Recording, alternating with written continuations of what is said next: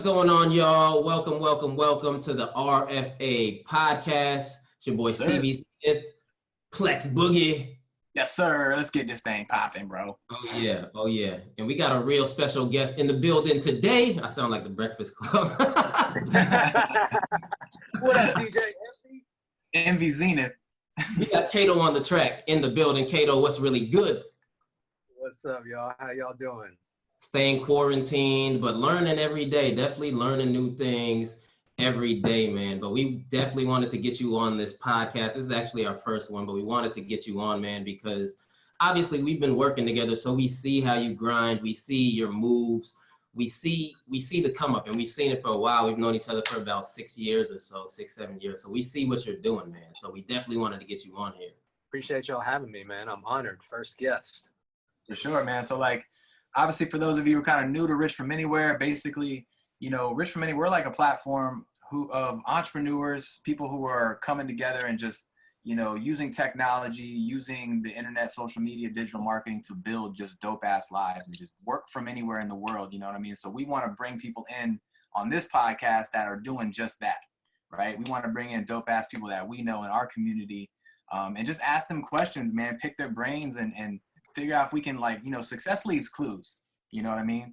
So the biggest thing that you can do is just listen. I'm sure Kato's going to be dropping a lot of gems on y'all today. So definitely pay attention, man. But honestly, a lot of our audience might know about you already, obviously. But for those people who might not have came across your wave yet, man, just tell the people a little bit about yourself or your background and how you got started and what you do. Yeah, so I am a music producer. I'm an entrepreneur. I am from Atlanta, and I've been very fortunate in my career, it's been almost 14 years now, 14 years now, to have worked with a lot of talented artists and other producers in the music industry.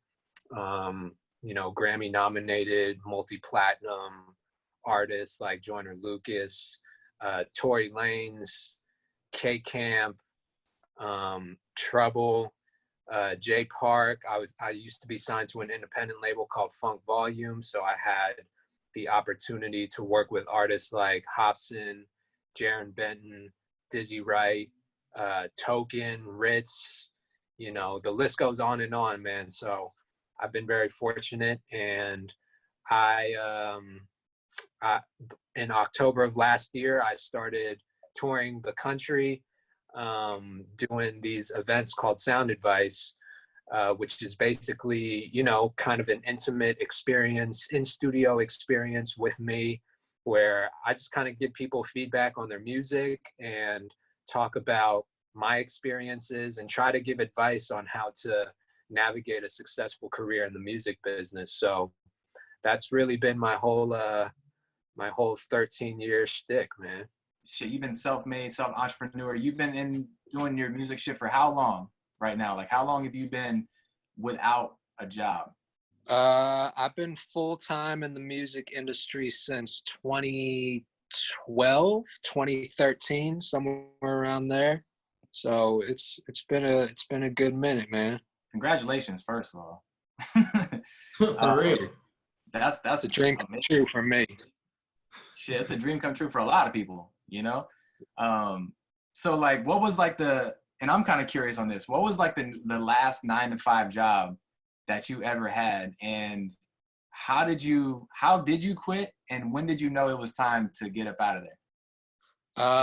So my last 9-to-5, believe it or not. I mean, I'm sure some of you guys it's easy to believe because I'm Asian, but I taught martial arts for for several years before I quit my job to do music. That was my full-time job.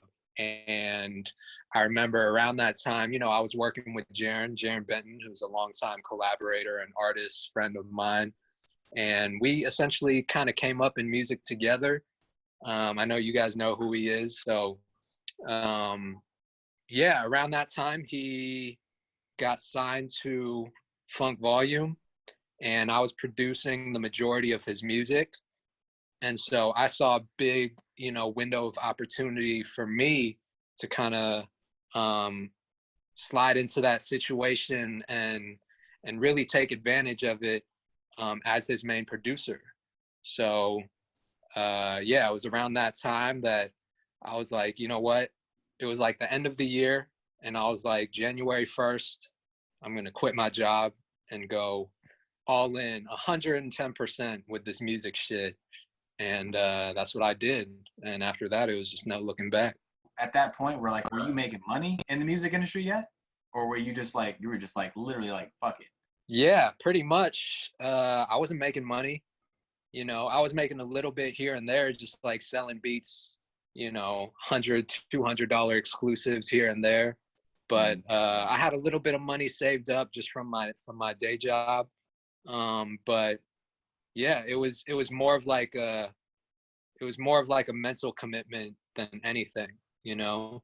And I think the biggest lesson that I learned from that situation was, if you are in a position where you're forced to figure out how to make a certain situation work, then you will. You know, when your back's against the wall and you got to figure out how to pay your bills and put food on the table and just support yourself, you're going to figure out a way how to do it, you know, one way or another. So that's exactly what I committed to. It wasn't really, you know, I didn't do it because I was in a comfortable situation where I would be set.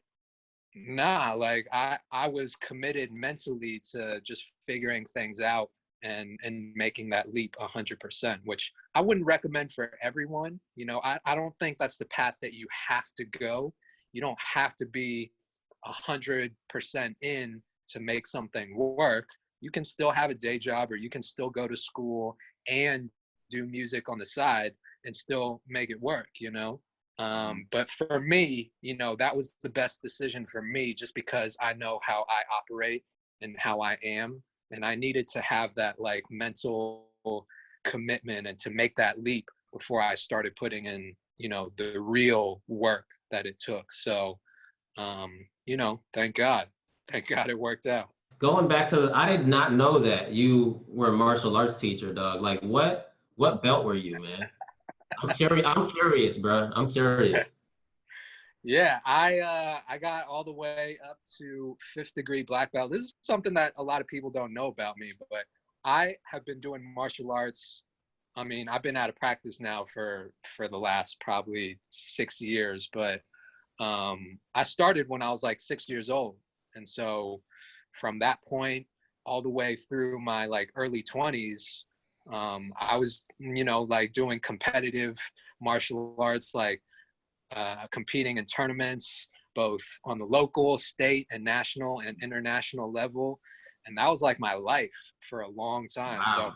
So I actually kind of credit that to giving me the, I guess, the mental discipline that it requires to be just an entrepreneur in general. Like, you know, music industry aside, just being an entrepreneur requires you to have you know, a pretty big amount of self-discipline, you know?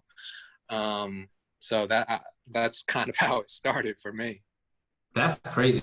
You know, going back to like your previous life, I'll say your previous life and maybe your life as an entrepreneur, like what was the biggest like shitstorm that you've ever had to come up out of, and how did you come up out of that situation? I know there's certain times us as entrepreneurs, things are flying high, then all of a sudden we hit a wall and it's like, yo, what do we do from there? So for you, what was like your biggest trial and tribulation? Man, there were so many at different periods in my life.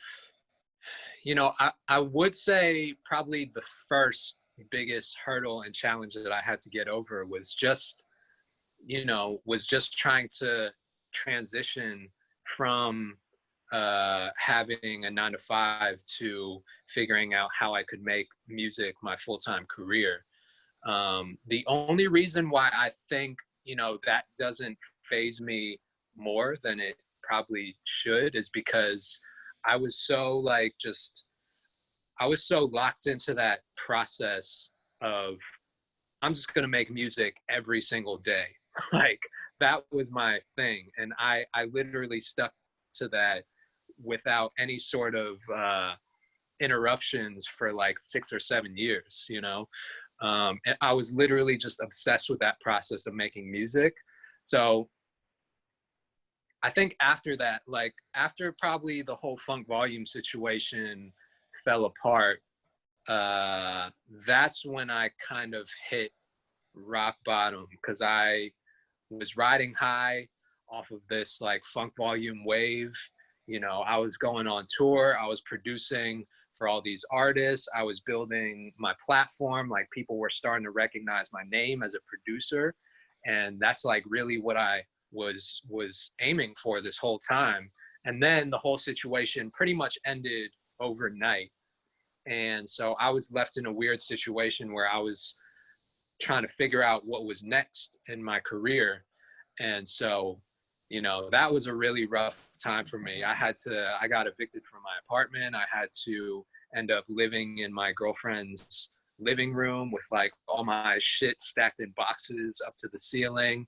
I was broke. I had no money. I didn't really understand how the music business worked. So it was a really, really hard time there for a couple of years for me. But you know, I figured it out. Like, it was just staying committed to that process. It was different from the process of being like obsessed with the music, right? Because at that situation, at that point, I reshifted my focus to like being obsessed with becoming a better entrepreneur. And I think that's when things changed for me. That's dope. And you know what? I think I remember that time that you're talking about, man, because we actually came, it was either your crib or your girl's crib. It might have been your girl's crib. You remember that, Plex? Yeah, I think it Yeah, was we your came crib. over.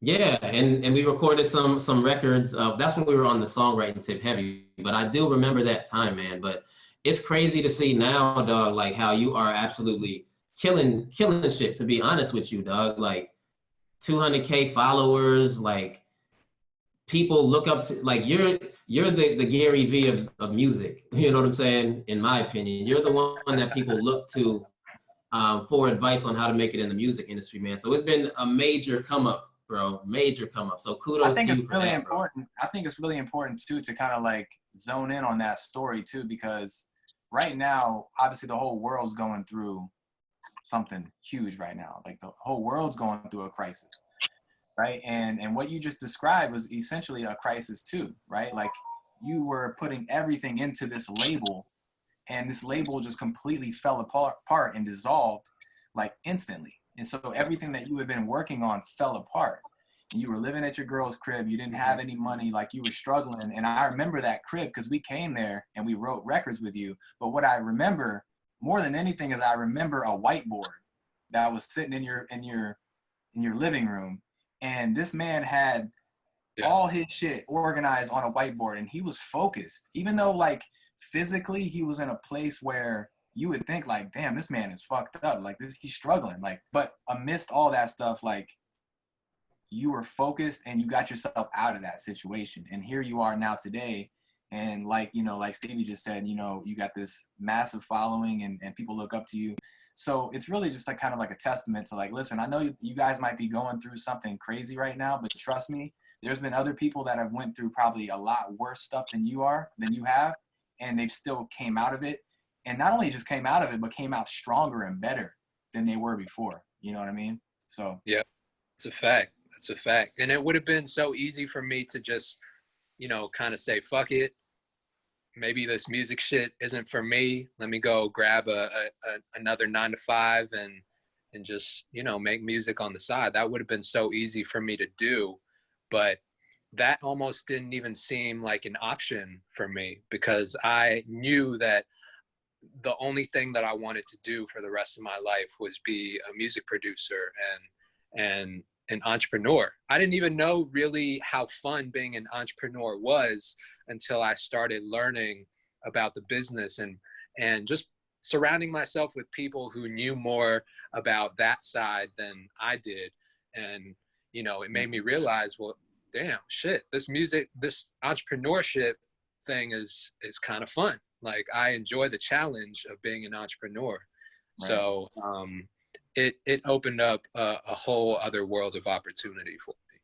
Right. And it probably opened up a whole side of you that you didn't even know existed before, you know? Yes. I know Yeah. that happened with me personally, and there's probably a lot of people that are listening to this right now that have that entrepreneurship gene in them, and they have that go-getter gene in them, but Yeah. they just haven't been exposed to the environment that's necessary to bring that out of them. Random ass question, man. I just had a random question, you know, melody or drums first? Usually, I'm gonna say probably 8 times out of 10, I start with the melody, and that kind of dictates where I go with the drums. But sometimes I'll just hear a really dope, like especially with break beats or like more of I guess like a boom bap type of vibe. I'll hear like a drum break or a drum loop, or I'll just hear like a really dope 808 pattern that I want to fuck with, and then I'll kind of build off of that. But usually I'll say melody first. Yeah, yeah. I figured you were gonna say that. I'm the same exact way, man. I'm the same way. I'm gonna be honest with you, like I love building chord progressions and I even like drums, but man, like bass is probably my struggle. Like finding really solid bass lines is something I've always had an issue with, and I usually like to kind of like send that off to someone else and let them fill that in. Do you have any, like, I'm just interested, do you have any like parts of your production that you feel like you're kind of like lacking at, or like you reach out and get people to help you with, or not really? Yeah, melodies for sure. You know, because I'm not like the most musical dude in the world. Like I was never formally trained with any sort of musical instrument. Anything I know, I just kind of self-taught. So when it comes to like, if I want a really dope, you know, piano on top of this production, or if I want some live guitars or a live bass, you know, I'll send it off to one of my producers, and they'll get busy on that part, or they'll just like send me a bunch of loops to work with, and I'll start building off of that. So yeah, I love getting melodies from other producers, especially my own team. And then kind of like bouncing off of the whole music thing too, because obviously, and this is a question for myself selfishly, but I think other people might get some value from this too. But you know, obviously you're a musician and you work on your craft constantly, but then you're also, you know, balancing this social media aspect of your business and everything, like, and both of them are very, very like, they take a lot of skill, right? It take a lot of time and practice. Like to be a successful producer or artist, it takes a lot of time and skill to do that. But the same thing goes with social media marketing and building a following. That also takes a lot of skill and time. Like how the hell do you balance those two things? Man, I'm still trying to figure that out myself. You know what I mean? I don't claim to have all the answers, bro. I think the easiest thing to do, honestly, is to just like document the things that you normally typically do. I mean, you'll see that a lot of the content that I post is stuff from my tour, when I'm just like talking to people, giving advice, or just like, you know, having one-on-one interactions with them. Like that's shit that actually goes down at my events. Like no content that I post is like scripted, or you know, if I have an idea that pops into my head, if I have a tweet that I think of, I come up with some of my best tweets while I'm in the shower. And what I do is like, I'll save that tweet as a draft. And so I have like tons of I have a whole pipeline of tweets that I thought about while I'm in the shower. And so I'll just like post them one after one.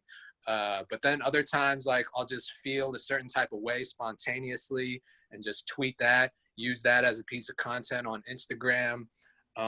When I do my beat breakdowns, it's literally just like me sitting at my computer, going through old tracks or old beats and talking about it, you know? So I think the easiest way to create content is to just let people into your world a little bit. Mm-hmm. And I think that's really dope. For us, we're a team of 2, and we still struggle to post on social media a lot. I mean, we do it obviously, but we still struggle to crank that out. So when I see you and how you're cranking it out, it's like, damn, like you an octopus, dog. You got 8 arms. You doing all these different things, man. And it's really inspiring, honestly, to see. And sometimes we even look at like the post structure that you Yeah. do. And I ain't gonna lie, we bite some of it. You know what I'm saying? We use that kind of Yeah. structure too, because like Plex said earlier, success leaves clues. Honestly, it's definitely helped us out. So thank you. You know what I'm saying? Thank you for that. Yeah. Um, but yo, Yeah. like getting back to the daily routine. I know we kind of talked about it earlier, but do you have like a set amount of beats that you aim to produce a day?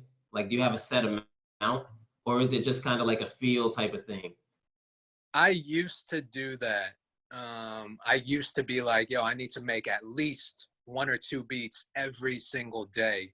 And I will say that process, especially early on in my career, really helped give me the discipline to perfect my craft.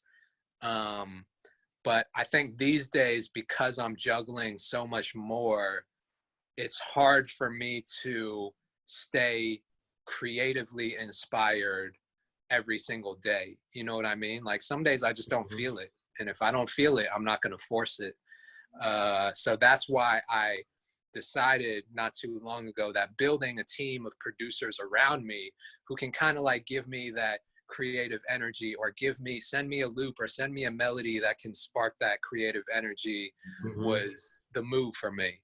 And that's why I started signing producers, and eventually I want to sign artists too. But yeah, I think number one, it's not necessary for me to like create beats every single day. But I still want to find different ways to stay inspired creatively. And just, creativity is like a muscle, like anything else. So I try to cook up as much as I can. That's what's up, bro. And for all of y'all that are watching this interview right now, understand that it's okay to collaborate with others. And honestly, that typically brings out the best in your content. You know what I'm saying? Whether you're a music artist or a producer, or you're a business owner that's kind of like a solopreneur doing it yourself, it's okay to collab with other people, because a lot of times that forms Megatron and you end up taking it to the next level. Me and Plex, we were independent artists on our own in Fort Myers, doing our own thing, building up a buzz, and we ended up, being introduced by one of our homies, RFP to Griff Gotti, one of our homies who introduced us and was like, yo, he saw the vision. He saw both of us and what we were able to do and how dope we were. He was like, yo, y'all should come together and form something. And here we are 10 years later, rocking, building 6-figure businesses, making music, and all of those things, man. So I'm glad you brought that up, because that's definitely a teaching moment right there for all of y'all listening. And back to the production thing, you said you signed a couple of producers. I'm going to get into that a little bit, because I want to ask you, how did you come up with the whole Sound Advice idea? And then I'm going to go into like the producers that you signed off of that. Man, Sound Advice really started as an idea that I had probably back in I'm trying to remember when this was, around that time that Funk Volume ended and I lived in my girlfriend's living room. I came up with this idea to start an online mentorship program called Beat Club. And that was strictly for producers. And it was an online subscription program. I think they paid like $20 a month. And I started live streaming with them on a weekly basis. And so that, to me, is where Sound Advice really started, because that idea of building a community of other creatives that you engage with and talk to, that's really what Sound Advice became. The only difference is that now I have the means to be able to travel. Obviously, I have a bigger audience, so I can like sell tickets now and do these like live events around the world, really. So yeah, that's kind of how it all started with Beat Club. I think that was back in, I want to say like 2014, 2015, somewhere around there. I remember when you were promoting that heavy, bro. I remember that shit too. To get my first like 100 members in Beat Club, I literally posted on social media, if you want to talk to me on the phone, DM me your phone number. And I got like hundreds of phone numbers from producers, and I just started calling people one by one. And I was like, hey, I just started this new thing called Beat Club. Would you be interested? And I literally got my first 100 members just by calling people like that. The phone, like dog. straight up old school, like cold calling, you know? Bruh. There you go. Like, for all of y'all out there listening right now, like, don't be afraid to pick up the damn phone and call your people up, man. Call your fans up. Don't ever feel like you're too big to talk personally with people. Like, we still do like personal one-on-one mentorships with people, you know, all around the world now. Like, and, you know, like, we're growing our community, but, you know, it's really, really important to stay attached and stay, you know, grounded. And like, listen, like, you're like, don't ever think you're too big to you know, to reach out and do the work, man. Basically. So, with the Sound Advice tour, man, I mean, the shit is kind of blowing up, like, honestly. And I see it, I personally foresee it being something that is going to be really, really massive in the next couple of years. How has like social media and digital marketing like helped that brand, that tour, like, grow? It's been huge, to be honest with you. I mean, it's helped me reach the audience that I want to reach, you know, because social media is one thing, right? But we all know how the algorithms work. Like, if you post something on Instagram, it's not going to reach all 200,000 of my followers. But the data is there, you know, the people who follow me, like, who have commented on my post before, the people who engage with me on Facebook, on Instagram, like, that data is sitting there and it's just waiting to be used. And so to me, like, digital marketing and advertising is a way to fully leverage and take advantage of that data and reach all 200,000 plus more, you know, because we've talked about like lookalike audiences and that type of shit. Like, it's helped me expand my reach beyond just social media.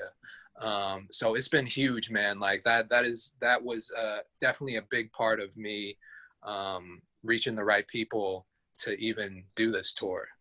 And we kind of preach on that all the time, obviously, but we really, really, truly believe that anyone who's not taking advantage of these technologies and these tools, you're literally just shooting yourself in the foot, man. I mean, it is like a modern day gold rush right now. The amount of people that you can reach for pennies on the dollar, really, when you're thinking about it, is just, it's mind blowing, man. You know, so I'm just so glad that you've been able to take that information and blow this tour up so crazy, and we just so glad that we've been a part of it as well. You know what I mean? So it's just been a fun ride so far, man, honestly.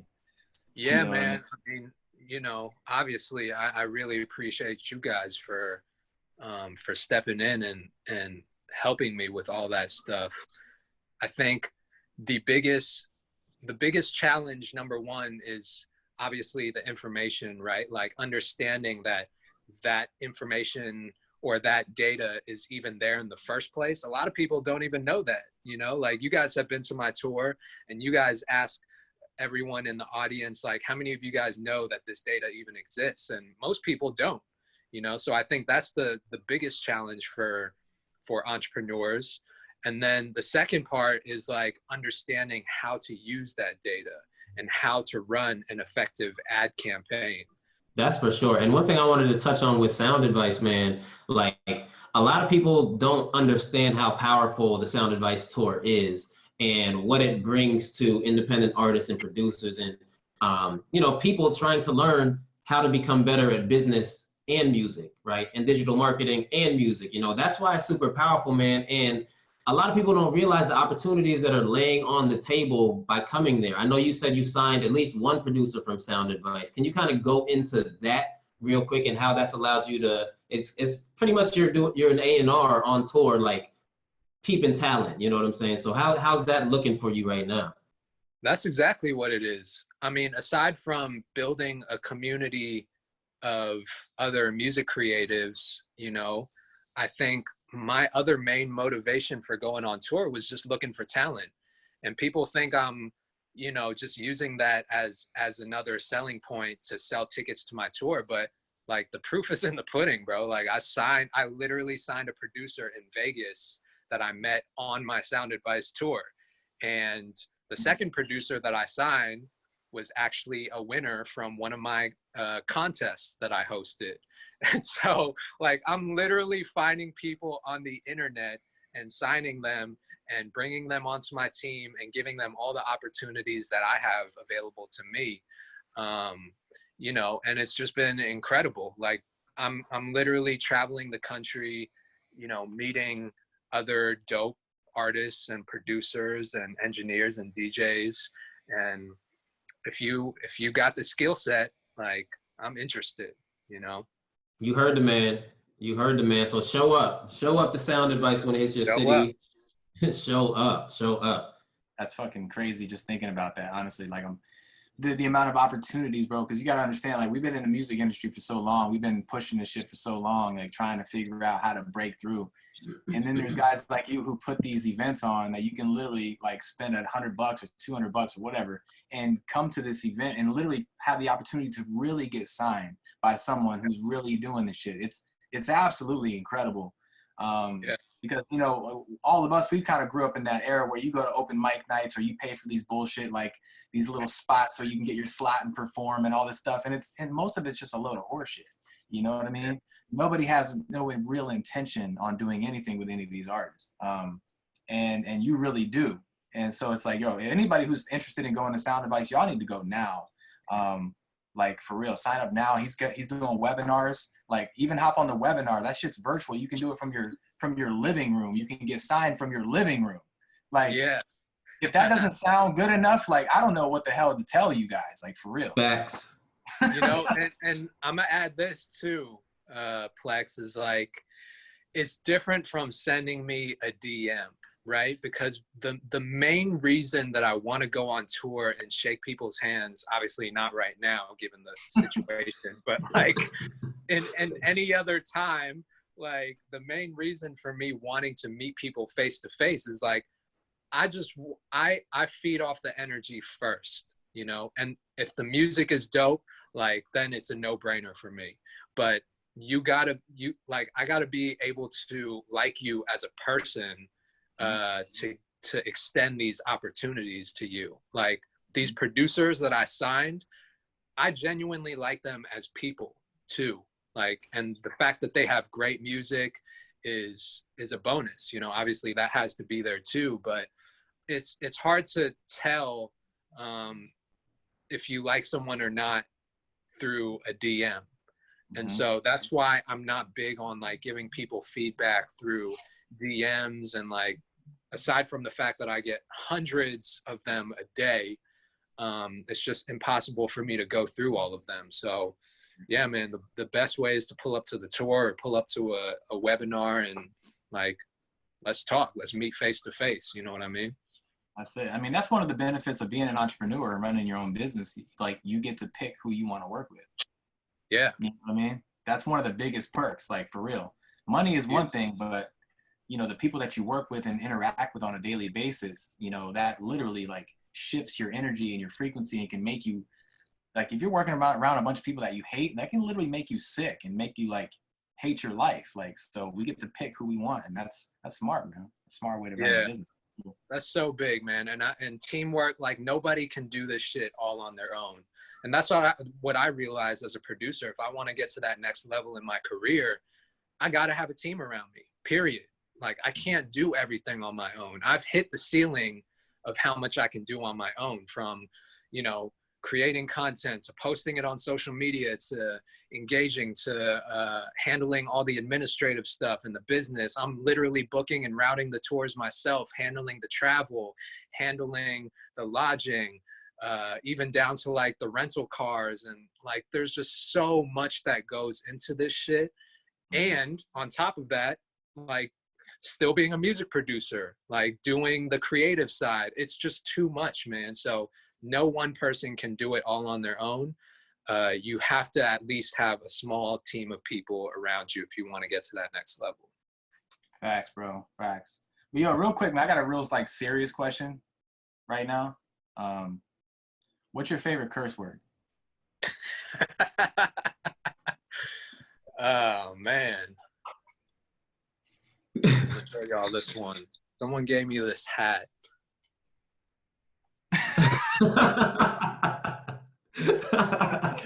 So we'll leave it at that. We'll leave it at that. I wear that hat too. And if you're listening to this on audio, then you don't know what it is. You got to go check it on YouTube. I don't know what to tell you. Exactly. But no, like on a for real note, like, and I'm really curious about this too, man. Let's say like you lose everything, bro. You lose your IG, you lose your social media, you lose all your followers, your fans, you lose everything. What's gonna be your game plan, like, to bring yourself back up? What do you do? And take a minute if you need to think about it, because that's a really deep question, but I'm interested to hear what you would do. Just social media or like everything? Email? Basically all you have is your skill sets, and I guess you could say connections, I guess, but you lost all your email lists, you lost your social media followings, you lost, like, you don't really have any money even. You just have your connections and your skill sets. That's it. Yeah. I mean, as long as those platforms are still there, or even if it's like other platforms that pop up and, you know, become more relevant than the Instagrams and the Twitters, honestly, all this shit started because of me, you know. And that's not to sound conceited, but like the content that I post, the music that I make, that all starts with me. So as long as I have this, what we're talking on right now, which is a phone, and I can record and document, you know, everything that I talk about and create, then I'm good. I can build a new following, you know what I mean? So I think that's the most important asset right there is you, like your personality, your skill set, your talent. Everything starts with that. As long as you have that, nobody can take that shit away from you. That's exactly right. Like, and that's what y'all need to be focusing on and investing in, you know, because all these things, like, they could go away, but like, if your mindset, if you've been investing into your mindset, if you've been investing into your education and your skill sets and learning how these strategies work, everything can completely fall apart. I mean, it's happened to Kato. It's happened to us. Like the same exact thing, like the almost like identical thing that happened with you and Funk Volume also happened with us when we were mentoring a e-commerce startup company that completely dissolved within 24 hours and all of our income went away. But so yes, our outside circumstances had changed, but the fact that we had the skill sets and we had the go-getter attitude and the ambition to go out and build something completely fresh and completely new, and we went and did it in a matter of months, we were right back making even more money than we were before, right? Yep.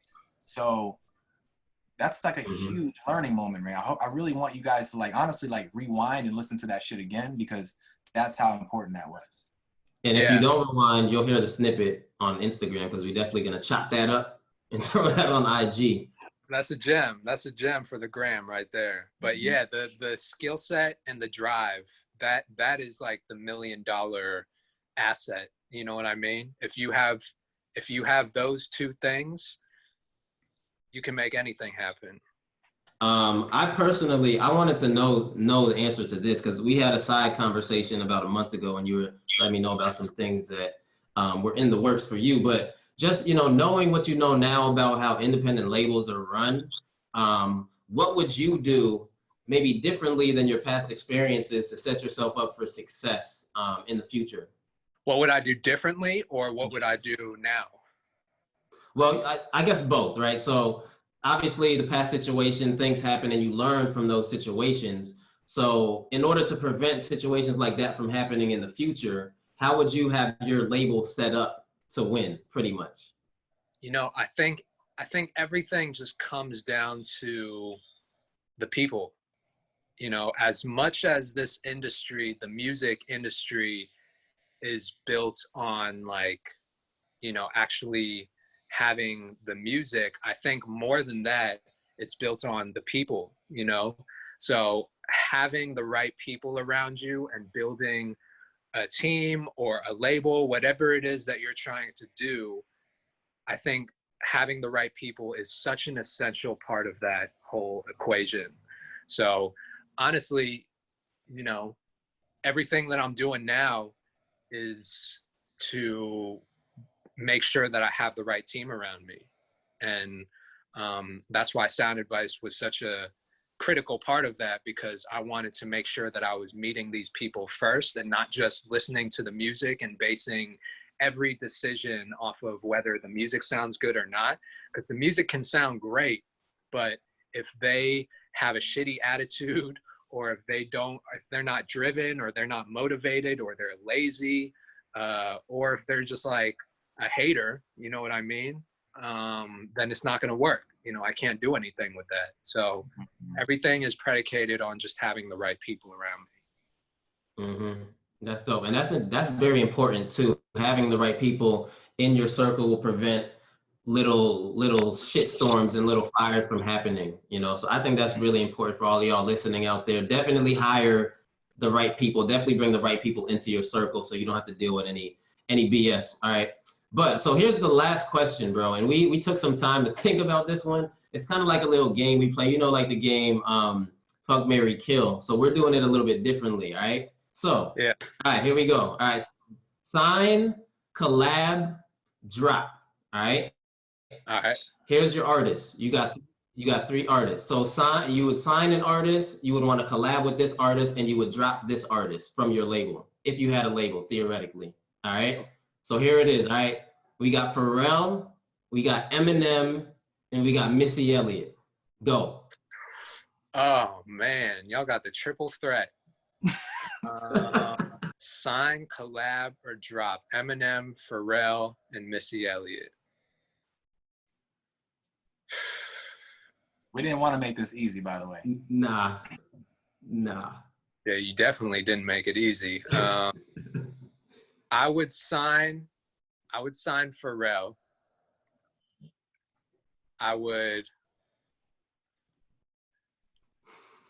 Damn, I'm gonna sound crazy for saying this.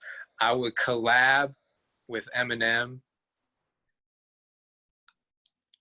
And I guess I would have to drop Missy just by default. Drop Missy, dog! You don't drop Missy! Not Missy! Not Missy! I know. I can't even, you know, I would sign all 3 of them and collab with all 3 of them if I could, to be honest. To be fair, man, we set you up for a lose-lose on that one right there. Yeah, you did. You did. Either way, I just wanted to hear. That's interesting, though. That's interesting. Yeah. But nah, man, listen, bro, like I know we're about out of time right now, man, but we really appreciate you hopping on with us, man. Like, let everybody know, first of all, where they can find you, the Sound Advice Tour. Shout it out, bro. So find me on social media at Kato Producer, Kato Producer, all one word. And if you're interested in the Sound Advice, I got 2 webinars coming up this month on the 25th and 26th. You can sign up for those on soundadvicetour.com. And man, appreciate y'all. I'm honored to be the first guest on the podcast. You know, you guys know that I love and support everything that you do. So just want to say thank you for that. Likewise, much bro. Appreciated. Likewise. We got a lot of work to do, by the way, man. When this coronavirus gets over with and done with, we got a lot of work to do. So, man, we're excited, bro. Yeah, me too. All right, cool, brother. Cool. All right, bro. Thank you, Kato. Thank you. One of the most down-to-earth people that I've honestly met. Like, he's not stuck up at all. I'm telling you, super down-to-earth, super cool guy outside of the music and everything like that, y'all. But yo, this is RFA podcast number 1. We finally got it out the way. Thank you, Kato. Peace and love.